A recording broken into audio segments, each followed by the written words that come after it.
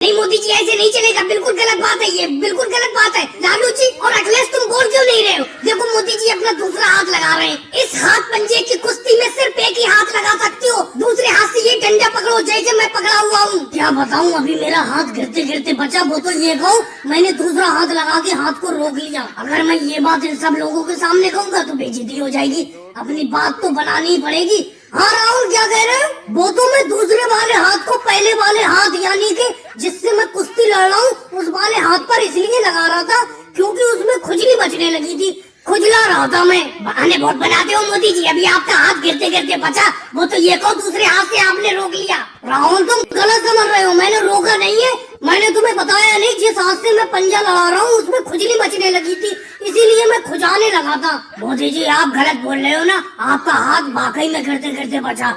राहुल को नहीं बताऊंगा लेकिन आपसे मैं कह रहा हूँ, बताओ सच तो बताओ।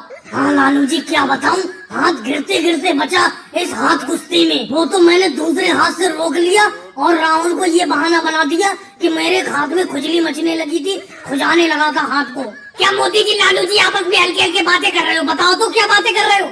थोड़ी देर और रुक जाओ, आपका हाथ ये पंजा गिरा ही दूंगा मैं आज तक तो राहुल तुम गिरा नहीं पाए हो, अब कैसे गिरा दोगे? मुझे ये लगता है इस बार के भी हाथ पंजे की कुश्ती बराबर पे छूटेगी, जैसे हर साल आपके हाथ पंजे की कुश्ती बराबर पर छूटती है।